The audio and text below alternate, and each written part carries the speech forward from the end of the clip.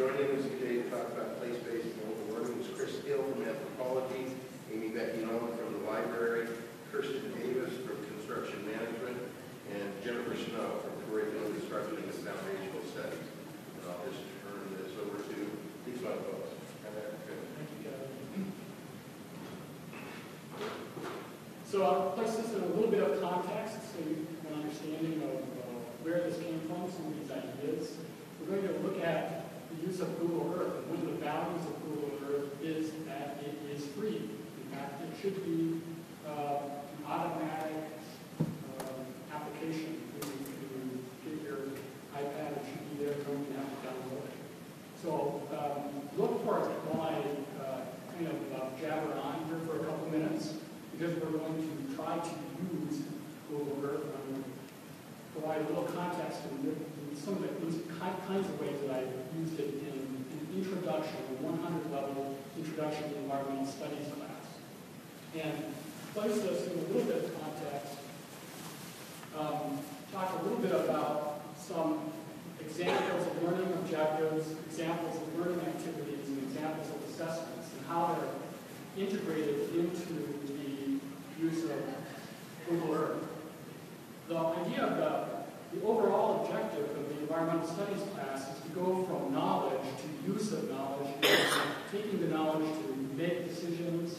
And one way of doing that is by building a set of skills throughout the semester that eventually lead to what I call the environmental impact statement game. You can't get there right at the beginning. You have to go through a series of steps to do that. And so there are a series of learning objectives that will eventually get you to a place where you can do teamwork with a real-world problem and think like practitioners. And the way to do that is to look and review concepts that are introduced throughout the class, organize and sort different topics and terms that are used and introduced, and then apply these in terms of thinking about what they mean in terms of environmental studies. And then with those as the basic objectives, there are a couple of activities that were used in the class. And the ones I'm going to focus on today are the ones that are kind of building blocks to the environmental impact statement game. And those are simply to use the iPad as a way of taking virtual trips and tours of places, and in this case, the environment is our environment around Boise and the Boise River, to identify natural and human-made features that are part of the environment. And so it's a real-world tour that we can take from the iPads. Has everybody been able to find Google Earth? Okay. Now, the way this is applied in the class is it's very low stakes. It's very formative. But it eventually leads to a set of assessments. And the first level of assessments we'll talk about on Thursday a little bit are the use of Socrative clicker apps. And what I do is I reinforce what is being learned and applied with the Google Earth applications later on in the class, reinforcing that with Socrative clicker apps. And then I tell everybody that questions are going to be on the midterm. So they're all motivated, and they know that we're going from low stakes or no stakes, essentially, to finding something that's going to be applied in the real world of exams and in the real world of environmental impact statements. So I just want to show you that this is the eventual goal, is to think about using these skills in terms of decision making. And that's the value of the Environmental Impact Statement, or EIS. It's a requirement of the National Environmental Policy Act. And it's one of the kinds of things that people that eventually get degrees in environmental studies might actually do. So this is kind of a step on that way. And you can see that the requirements of the Environmental Impact Statement are, first, a description of the environment. So what are the rocks? What are the rivers? All those kinds of things. So just what is the natural environment? And you'll see that this is going to be a natural for Google Earth. Besides that, the Environmental Impact Statement looks at how some human activity, like a road or a building or a bridge,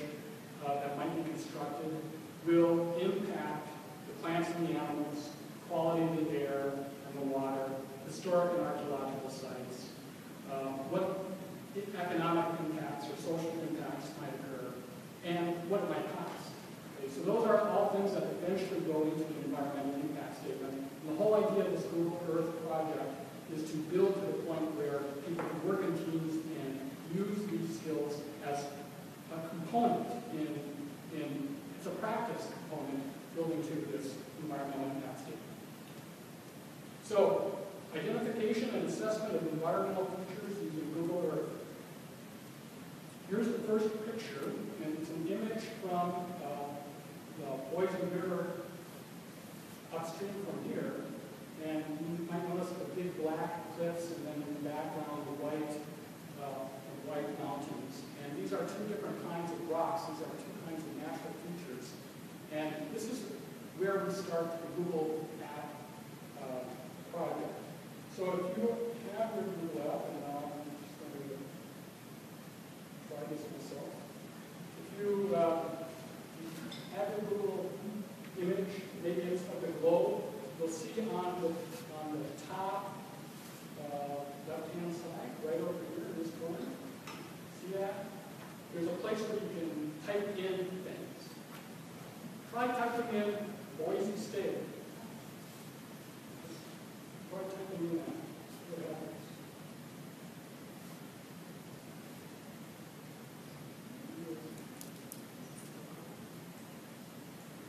And then hit search. And is it zooming in on our territory here? Yes. Zooming in there. As it, you might be able to squeeze the page and mark it. If you've got Boise State there, try Smurf chart and see if it zooms in a little bit more on the stadium. The Google search engine is a little stronger than some of the other. Do you have a vision, a view of the stadium?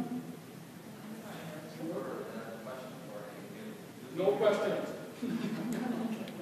Sure.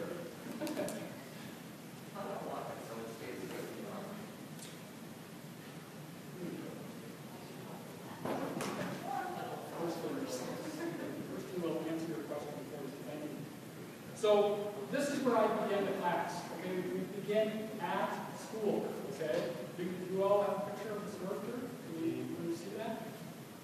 Did you get that? 150-yard. See a fleet.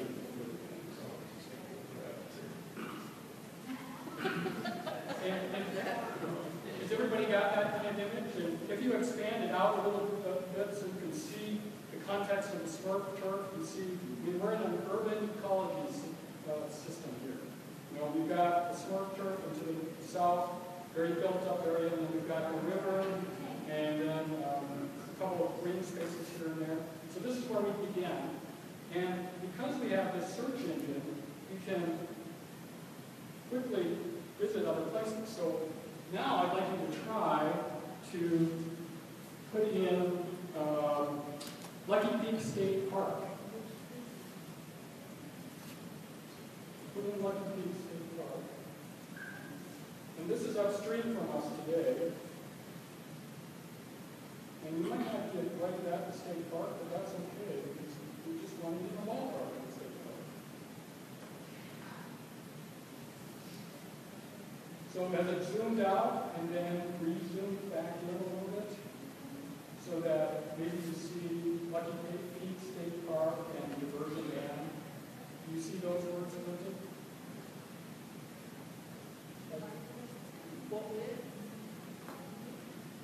Be able to see that?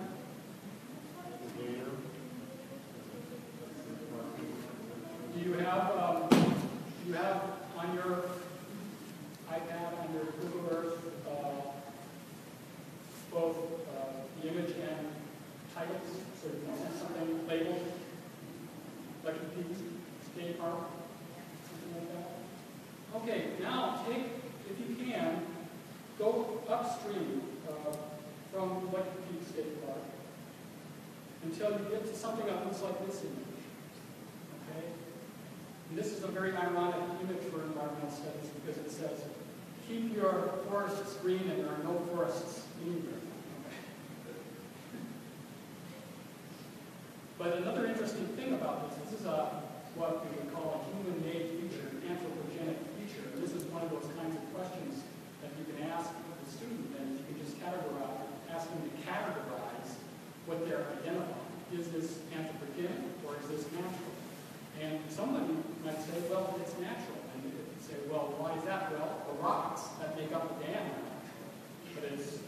So you can have a discussion about that kind of thing. Okay. Now, from this picture, if we go, here's a larger image of this showing Lucky Peak State Park. Built up area. And just to mention, in terms of, there were several environmental impact statements made when they put this thing in. One of the latest ones, there's a gully to the right here where there was an archaeological site found. And that's an example where when they put in the dam, they found an archaeological site. But if you go from there and just travel up the river, see if you can get to the point, it'll take a little bit, but go from the dam up the river until you get to, and it might be labeled for you, Arrow Rock Dam on the Boise River. Can you find that? That's done away from Boise. That's Yes. Is everybody able to do that? So this is a different kind of dam. You can see on this image here, it's a cement dam. It's upstream, so it would be North. yeah, sort of northeast. It's a winding river. So it's going away from Boise. So you go, there's a big, long, wide lake, and then you want to take the right-hand channel, and you go until there's a spot, and on mine, there's a little yellow square. If you hit that, it's going to say Arrow Rock. So one of the things in the class, we were talking about the changes to the river, and these are, all these dams are pretty old now. They're 50 years old or older, but there are plans on the books or ideas to build other dams. And so if there was another dam built, there would be an environmental impact statement. And for example, on another part of this river, going up Morris Creek, they plan on potentially putting a dam in at Dunwoody Creek. And if they do that, I got a license to do it. That's in my house. Well, take that picture you have and try to get something like this. So go from a close-up of the dam, kind of stretch up so you get a broader perspective. So here's one of the values of Google Earth. You can zoom right in, you just see something the size of a chair, basically. Or in a second, you can zoom out and see, contextualize it. You can place this within place. And in this picture, you can see the results of the dams. You can see the physiography, the natural environment of the Northern Rockies and Boise River Basin. And you can also see the green area. That's the irrigated urban region, right? So you can talk all about those kinds of things. And one of the things that topics I go into then is how this land is being used. So for example, you can look at that image you have and compare it with this image. It's a very similar image, but see if you can follow the red border lines that are on this map that's shown on the PowerPoint. Those are the areas for the Boise River Wildlife Management Area. So you have the dams, which are there primarily for irrigation. They say also for flood control and recreation, but primarily irrigation, because that's where the money is. And then you can see surrounding the dams and the flooded river areas that there's protected land with different uses. Okay. And so this is an example where you can see that this is pretty arbitrary. There's not much difference between an area that's blocked out red or something that's surrounding it. And so that also provides a point of discussion, a those comparison to those kinds of things. Okay, well, so those are some kinds of examples. Now, if you want to try this one would be a little bit more difficult, but if you put in the word road, you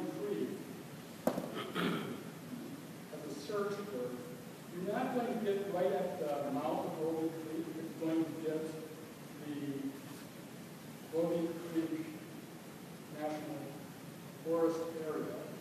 And you zoom into that area, the Bogey Creek Boise National Forest. And if you do that, you might be able to see some of these rivers and streams that are flowing towards the southwest, towards what's Moore's Creek. I don't know if you can follow that, because you do need to move basically to the southwest until you hit the river again. But if you do that and you expand on that, you get to an area that's basically the mouth of Bogey Creek, and I've shown an image here just in case you can't get there. And this is another example of kinds of environmental impact that are occurring in our area. Just like we have geese down here at Boise State, they get the geese up there, and DEQ, the Department of Environmental Quality, sometimes closes this area down. So I don't know if you can get to that. It's a little tricky. You have to follow the streams, the smaller streams down to the river. You're looking for where Bogey Creek falls into the Boise River? Into the reservoir. Yeah, it's the top of the reservoir or Moore's Creek. Yeah. And you'll see there, there's a road, there's Bogey Creek Road, and there's a little park, and a boat launch. People see this one? This one I thought might be hard to find, because you can't get there by just punching in the number. You have to kind of get in the ballpark, and then you have to do a little search. Nearly every app.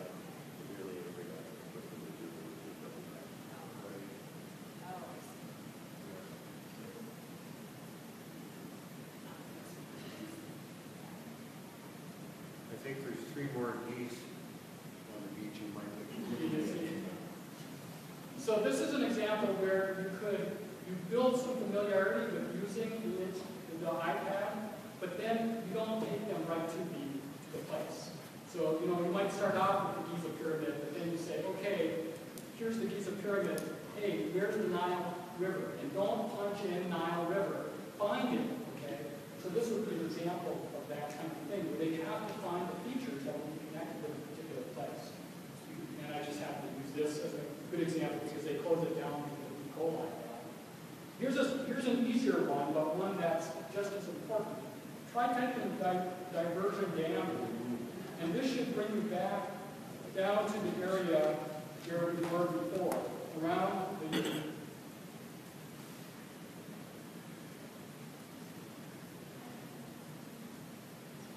and if you spell it wrong, sometimes that's true. Yeah, but I notice it doesn't do something that you would get in Google search, which is diversion dam, Illinois. Oh. You don't get, it knows that you're in this area poking around. Right. And if you would have said Smurf Turk, if you were looking at it from a global point of view, it would not have brought you right down to the stadium. Right. It's making smart guesses at what you're after. Guesses and what you want. But my search device says search for quote near me. That's how, That's how it skips that. So this is an image of diversion dam. It was one of the first, really the first dam put in on the Boise River. And one of the things you see in the image, the PowerPoint image, is not only the dam, but there's also a canal. You see the canal? You see the canal on your Google image? It will be to the left. And it starts to move away from the river and goes under the bridge. And for example, so you're getting somewhat of an image sort of like what I showed on this PowerPoint, where you've got the river and then the New York Canal diverting from it, and then a bridge spanning the river. And can you capture all that? Can you see that? Now, this is another example where I'd say, well, we're learning all sorts of things. For example, on the sides of the canyon are those basalts, those lava basalts. And we talked earlier in class about what those are and how they're different from other kinds of volcanic rocks and all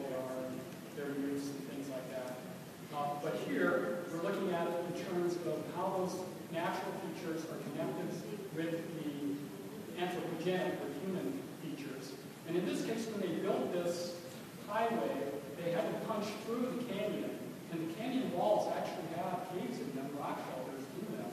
So this is an example where I would say to the students, they put in this bridge, they did an environmental impact statement. How many things on that list can you talk about that were issues connected with that? And then some people will talk about the plants and the animals. Some will talk about the potential social impact of this thing. So that is another way of exploring. Now, if you take this picture, you see this road. You see the road that goes over the bridge on your if you follow that to the west, keep going until you might see Micron. And by the way, as you do that, you're crossing over several lava flows, and they're the kind of the dark lines that you see to the south of the image. But you keep going, and you might see some circle crop marks, and you might see Micron. But eventually you get to I-84. Did everybody follow that? Yep.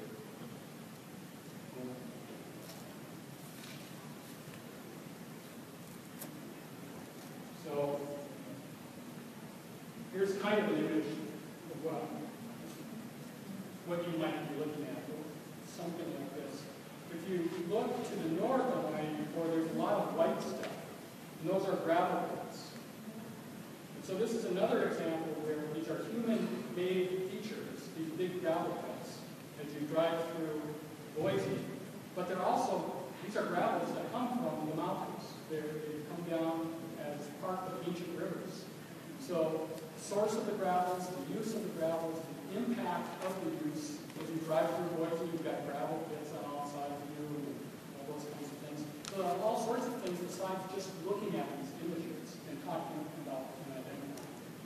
Now there's just one more big pit I'd like to talk about. This is the big pit on the south side of the river, the gravel pits. But there are other kinds of big pits connected with trash. And there's a lot of trash in the U.S., and a lot of it is solid waste, millions and millions of tons. And try putting in Ada County solid waste management. You might try landfill. I'm not sure if it works. You can't remember.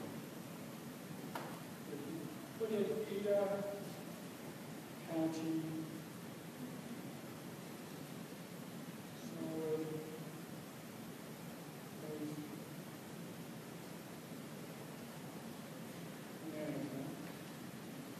it should shoot you from the north to the south side and across the river to an area beyond the green, kind of green irrigated zone, and another kind of large white spot. And if you expand on that, you'll see something like this. So this is kind of the big sky version. And this is way out. We weren't this far out. You can see here Lake Lowell and some of the other things we're looking at. But if you expand it, enlarge it, you start to see something like this big white spot. Are you able to do that? So something like this. Something like this.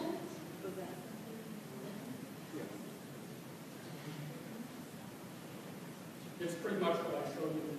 So this is the landfill, another anthropogenic feature. And just to provide you with an example of what would happen then in terms of later assessment, true or false, the trash pit is on the north side or the south side of the river. They should know that. They've physically gone from the south side of the river, where they were looking at the gravel pits, to the north side. You physically moved there, and they should know that. So that gives them a sense of place about this place and about the kinds of environmental features that are here and kinds of things that need to be identified connected with environmental studies. And some of the students were very interested in, they'd like to look at the images and notice there, for example, there are several pools that are in the gravel pit, and they could actually see the waves on them. So they could tell that it was a windy day when the picture was taken in that. Now, just to expand it, so in the environmental studies class, there is this emphasis on knowledge, use of knowledge, making decisions connected with knowledge. And that's integrated with a sense of place. And Google Earth does a great job of that. But whether you're teaching history, anthropology, or science, it's all about place. Sometimes it's about place and time in people. But you can use this kind of thing in many different ways. And this is a very straightforward, very simple way for students to explore many, many different areas, whether it's near home or far distant places. For example, in another part of the class, we visit Chernobyl, and we visit the Fukushima nuclear plant, places you don't want to go, but you can go and see. Okay? So, just to place this in context then, it's about simple things that build into larger skill sets that finally eventually become real-world kinds of case studies. So it's about the identification of natural and anthropogenic features, environmental features, and then finally getting to the point of making decisions about those things connected with environmental studies. If there are any questions, I'll try to answer them, but that is what I hope to present. Thank you.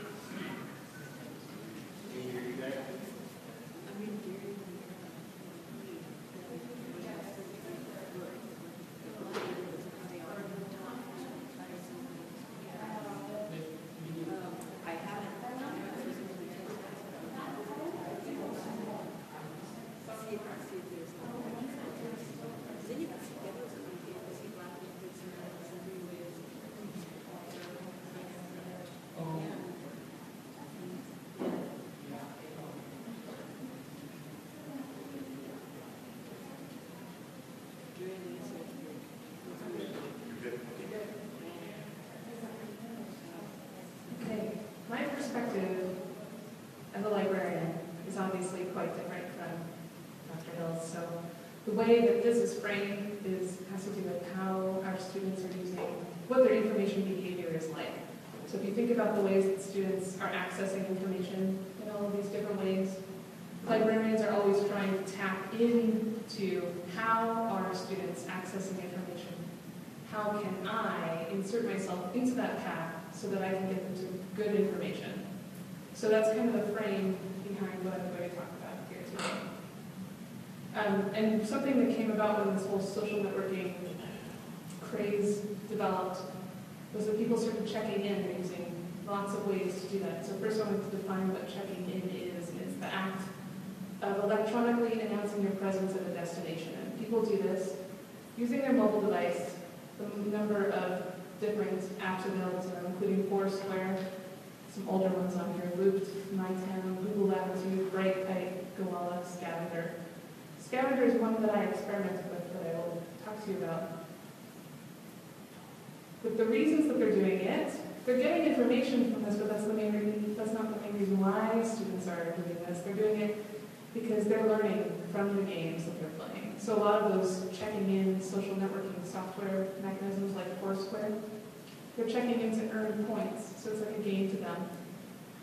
There's instant gratification that comes from checking in, and there's rewards that they get. So if a student becomes the mayor, somebody heard the term of, I'm the mayor at such and such place. If you're using Foursquare, which is an app you can download for free, which means it mines all of your data, all of your personal data, and sells it back to you in ads. That's essentially what that means. Then Foursquare, if you checked in the most, will make you the mayor of that place. Students like to do that. They'll become the mayor of their favorite bar, for example, or their favorite restaurant, and then they get free drinks or free meals. So there's all these rewards. And you can see how in a library setting that might be important because we have a mayor of the library. Current mayor, his name is Daniel. He's really nice. I see him all the time. So he's checked in the most using Foursquare. And there's a lot of students that are using Foursquare and Facebook to check in. And that is important, the to be seen and the camaraderie to let friends know where you are. So a lot of students are checking into the library to find out where are your friends. So they'll check into specific locations in the library. They have, if you were in the library in final this week, you may have seen something called the super table. It was on the second floor. Has anyone seen that? The super table was essentially all of the second floor tables smushed into one table. And they created a Facebook place for that. And they had a Foursquare account so they could check in and find out who was there. So there's some great allure from that. But the most important aspect that I wanted to focus on was they're using this and they learn from playing these games. They're learning something. How can I insert myself into that equation? When I first started playing with this, I was using something called Scavenger instead of Facebook Places or Foursquare. And I don't use it anymore, and I'll explain why. So this is sort of like an evolution of what I've used and how I've transitioned out of it. Scavenger is an app that you can download, and you can easily claim your venue. So the library is an example of what a venue is in these geolocation apps. And they're really responsive to working with universities. So I was able to get this free account and do things with it, essentially. It's harder to claim your venue with Facebook and Foursquare. Not only that, they don't even answer their phone or email, so there's no way you can actually claim some of these places in those larger corporations, but Scavenger was really willing to work with me. So what I did was I started creating games with Scavenger, with the classes that I was teaching. That's kind of what it looks like, that friendly little smiley face on it. So the users in my class, and if you don't know, librarians teach often in our liaison areas, so I'm a chemistry and biology librarian, but I also teach a library research course. It's one credit, pass not pass. And so I have them all download a free app. And we also have iPods for that use in the library now, so that we can have them all use the Scavenger app to follow along for instruction purposes. I would build, using my free accounts, a scavenger hunt, essentially. But it was an instructional-based scavenger hunt. So here's kind of a screenshot of what it looks like on the right here. Students can check in or do a social check-in, and depending on what it is that they're doing, they can earn points. In this case, this was actually from Oregon State. So I was working with another librarian at Oregon State to develop this. But they would earn points depending on whether or not they've learned how to check on the boat or not. It's a very simple learning objective. It was the basic one that they had to learn how to do, and the more things that they did, the more points they would accrue. So I was using it for our bibliographic instruction here. And here were the 5 challenges I had come up with at first. They had to ask the librarian anything that was worth the most amount of points, because that's the scariest thing to do out of all the things on this list. They had to learn how to check out a laptop from the circulation desk, or learn what is circulated, find out about databases, that's what the Databases Rock challenge is, or they had to find my office. They were competing really heavily. I used this for 3 semesters, and people were very, very excited about earning points. And that's something that is really hard to do when you're teaching library instruction, is to get people excited about library instruction. So that was something that I had to come up with a way to make us cool, and this kind of made us cool for a little while. It was great. Okay, so that's what I originally had them do.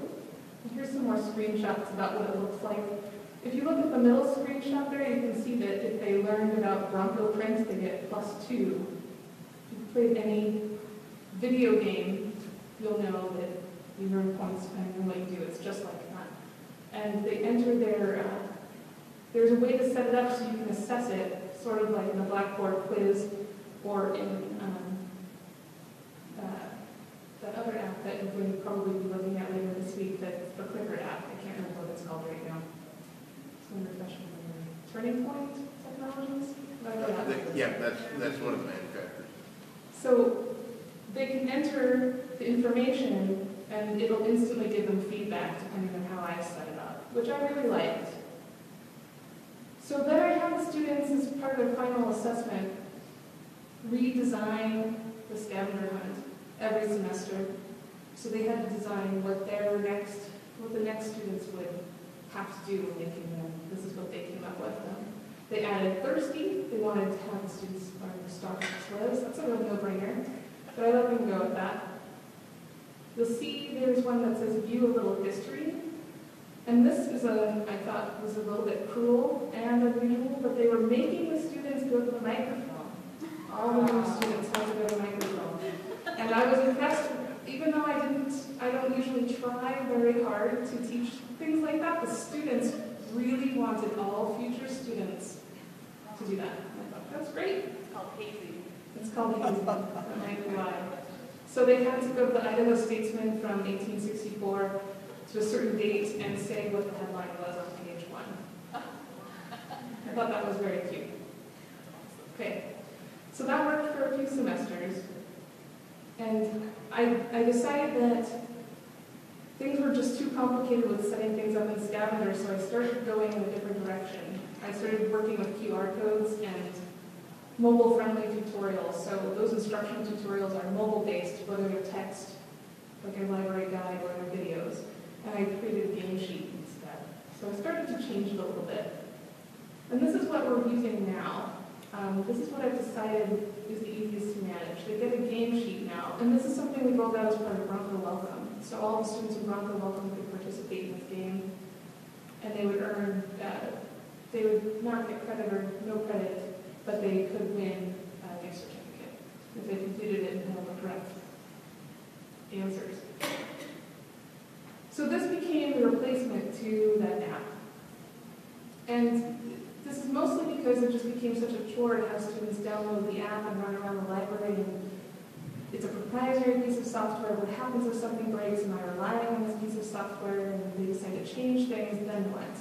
And I just decided, and they were changing things, and that's why I decided, oh, this isn't going to work for me forever. So they get this paper game sheet, and they race. It's called a research race.